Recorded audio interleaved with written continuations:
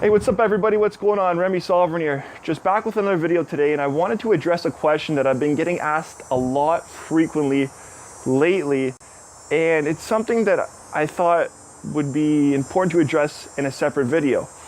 And so the question that I've been getting asked a lot is, what exercises should I do for my lower back pain or for my back, or what exercise do I specifically recommend?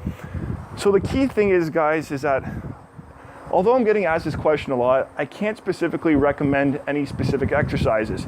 The reason being is because everyone requires a different exercise program, and everyone's individual needs are going to be different. And not one is going to have the exact same exercise program, because everyone's going to respond differently to certain exercises. So for instance, some people may need more of an anterior core focus, maybe a lateral core focus, or some people may just not be able to do exercise at all because they're in so much pain. It all really comes down to what your individual needs are, which is important to understand.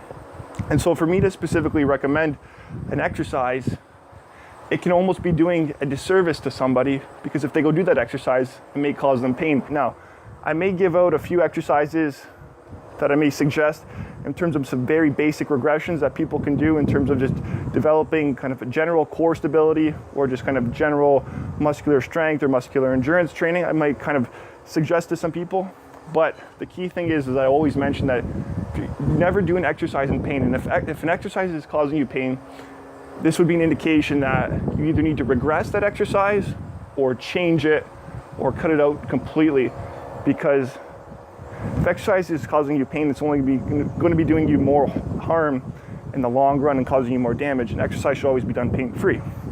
So the key thing is, guys, when it comes to specific exercises and whatnot, everyone's going to require a different exercise program, and I cannot give specific exercises to individuals without doing a proper assessment, and that would involve doing a postural assessment, a movement assessment, assessing muscular strength, muscular endurance, and just looking at overall what an individual needs. So an example could be, if we stay on the topic of lower back pain, if we use maybe a low back herniated disc, let's say a posterior lateral herniated disc to the right side, we know that if it's to the right side, there's going to be some sort of imbalance occurring, because that individual has probably been performing a dominant movement pattern to begin with, to what caused that posterior lateral disc herniation to the right side. So what we would see is there being imbalances from right to left, or from left to right, vice versa. So it would be important to look at that and then address it appropriately. Now, I would only know that based on doing an individual assessment of an individual.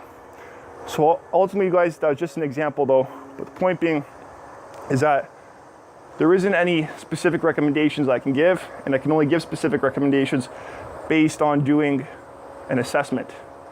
And while I might recommend a few maybe general, very basic exercises for people, if they're just kind of looking to do kind of a recovery or rehab themselves, I might throw a few out there just to kind of get an individual started, to give them kind of a indication of where or how to proceed in terms of developing their own program and developing their own rehab structure. But I cannot give specifics as they go through, because I do not know what they need without doing an assessment. So that's what I just wanted to kind of address, guys, because the question that I've been getting asked a lot, and I get it asked frequently, is, Remy, can you suggest me some specific exercises? What exercises did you do for your recovery? Can I do those exercises? What are the best exercises to do for an L5-S1 disc herniation, or an L4-L5 disc herniation, or whatever the case may be?